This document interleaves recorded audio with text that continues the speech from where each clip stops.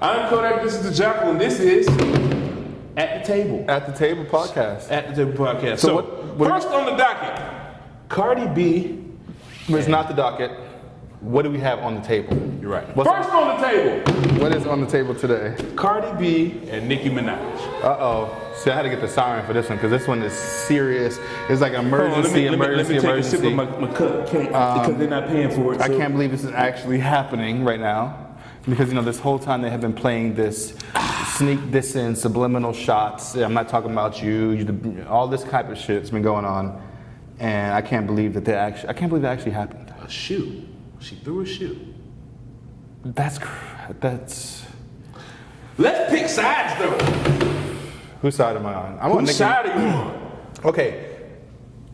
I am answer the damn question. I'm a fraud. I'm a fake. I was fucking with Cardi B when everybody was fucking with Cardi B. I was on the wave. Fake. Even though I didn't really appreciate or like really fuck with her rap skills like that. But I just, for some reason, I wanted to hate on Nicki Minaj. Oh, you know what it was? Because Nicki Minaj was not as relatable. She was like, had this stuck up, I'm better than you, bad bitch persona. Yeah. Which is, you know, it's cool to have confidence and self-esteem as a woman. However, hers felt a little demeaning sometimes the way she addressed people. And I felt as if maybe, you know what, she deserved to be kicked off her pedestal and have a wake-up call. And it's cool that a ghetto chick like Cardi B was the one who did it. After that though, I always knew Nicki was a better rapper as far as spitting bars and shit, you know what I'm saying? Bars are overrated, let's say that now. Who, her bars? Bars in general. Oh, bars? Bars, let's finish this one, let's write that down. Bars are overrated. Bars are overrated? Bars are overrated. All right. You want to go there now? Well, we got to come back to that. Let's come back to that. Because we got to pick sides. However, so right now, yeah, switch sides. I'm on Team Nicki now. Team Cardi. Barty in the building. So, you know, we was drinking the Barty before we got here. I wasn't drinking. I don't drink. Anyway. Survey says that's a lot. So, yeah, Team Barty, man. You know, I love the underdogs. I love people that come from wherever they come from in America and are able to rise to the top of the occasion. That's exactly what Cartier Barty did. Bodak Yellow, Cartier Barty, of course. She was on the song with G-Eazy. Forgot the name of it right now. We're aware of her plethora of packaged hits that she received. Hit after hit after hit. Her 15 minutes ended an hour ago. So let's talk about it. All right, so the reason why I'm Team Nicki is because, all right, so I like to play chess, not checkers, right? So and the reason why I was fucking with Cardi in the beginning, because she wasn't really speaking on the Nicki, like she never mentioned her name. She was just expressing her frustrations about some person in the industry who's been stopping bags or blah, blah, blah. So I was like, okay, cool, well, it could be anybody. However, once it's like, you know, if you ever watch the Bad Girls Club, when I was like maybe 14, 15, my mother had that shit on TV all the time.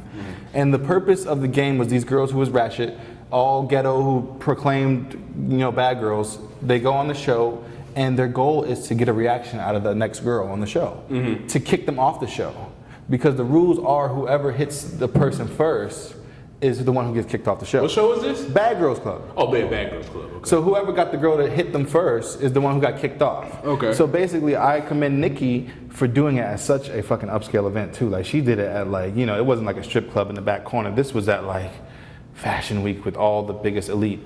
She got a reaction out of her, and she got her to act ratchet and to really, you know, blow some deals maybe.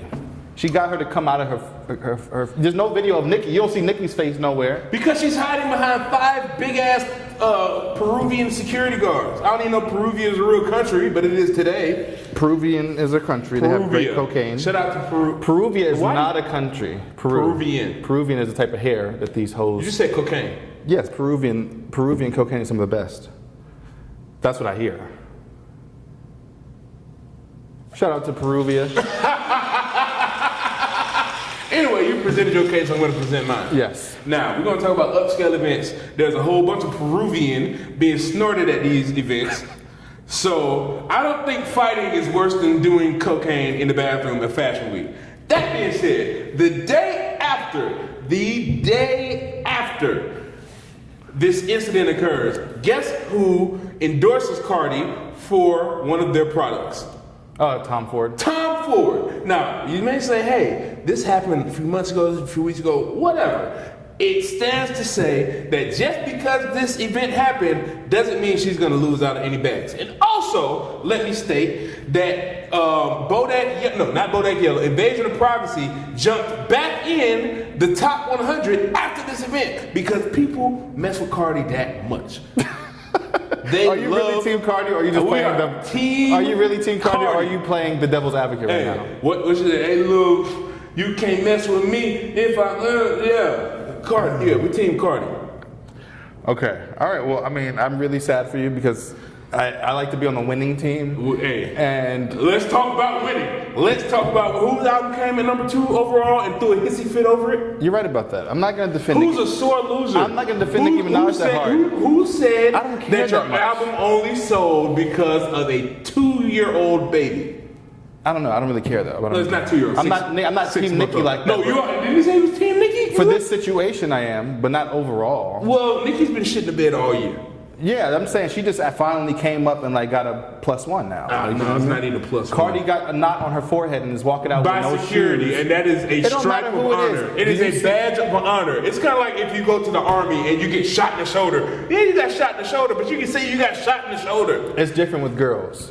The girls, when they finish a fight, it's whoever is the prettiest afterwards still. Man, I know a lot of people. Won the fight. I know a lot of. So even with dudes, if you got a black eye and the next dude you fought the other day and people wasn't there, didn't see the fight, and you got a black eye, they don't care how it You know happened. what we say? You should have seen You the other lost. niggas. You should have seen. You should see the other nigga. Anyway, we can move on to the next thing on the table. No, the next thing on the table is bars are overrated. Oh, okay. Well, actually, it was Mac Miller is dead, I but thought we were gonna. bars are overrated.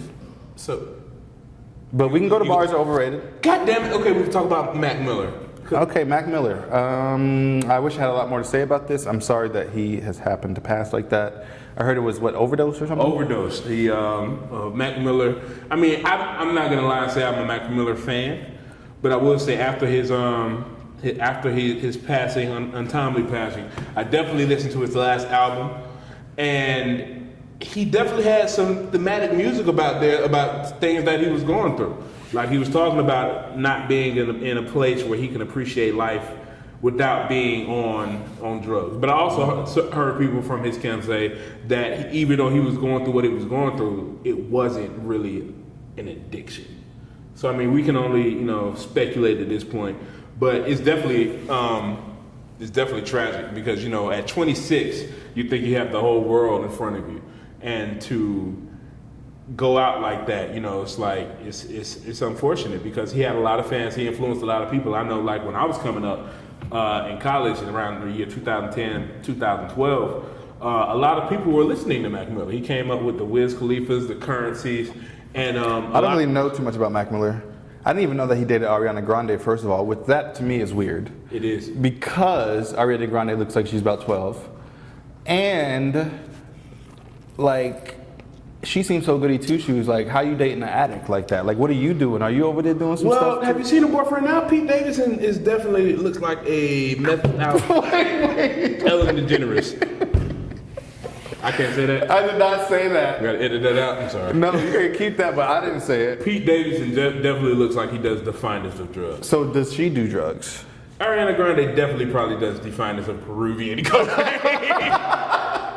But she just got a better, PR team? Yeah, she has a better team. I think, these pop stars definitely always have better teams. Because they have to, I don't know. They have to protect this image. They say, you can't be out here doing Peruvian cocaine, Ariana, spit it out. Like, they're doing a good job. You ever see your dog when you, they're chewing something, and you're like, what you got in your mouth? Yes, my dog does it all the time. And they run off, and you gotta find them spit it out. That's how it is like with Ariana Grande and cocaine.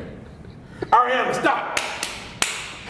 I did not start this rumor. I just asked a question. She might I do thought drugs. I was going to be the bad guy on this podcast. I'm pretty sure Mac Miller wasn't doing drugs by himself. Okay, well, R.I.P. Mac Miller. Yes. But yeah, I was just always wondering how people who seem so goody two shoes could date an addict and not like Whitney, because Whitney was. People don't know that Whitney was the one that turned Bobby out on the low. Because every time this conversation brought up, they're like, Bobby Brown ruined Whitney and da da da da. We just found out it was the other way around. And not only Bobby Brown was hitting Janet and Whitney at the same time. Oh, I forgot that wasn't on the table. But he is smashing Janet and Whitney's cakes to smithereens. Did you see? I didn't watch it. I didn't see it neither. Yeah. I think you have to have cable for those type of things. You have to have a passion to know about what kind of drugs Bobby and Whitney were doing to care about those type of things. Yeah, I don't really. I know they're doing cocaine and crack. All right, well, shout out to Cocaine. They're going to be sponsoring Shout out our to the next, cocaine dealers across America. our next podcast. You see the all-white Yes. theme. We're accepting sponsors. We're accepting sponsors. Call in right now if you like. JACKAL's We doing are all- accepting phone calls. The number is 1-800. Smoke crack! Okay. Next on the table, what's that say? That's you in your handwriting? Album sales. Album sales. But what are you trying to say about my handwriting, though? You write like Could a you have you not- write, you write like a doctor. Ah, I accept that. That means I'm smart. No, you write like a doctor. Doctors have terrible handwriting. But you got to be smart to be. We're not talking about your intellect. We're talking about your handwriting. Which would fall under what category of why would I Sloppy. care about that? Sloppiness. You fall into the category of sloppy. Sloppy. Okay, so Anyway,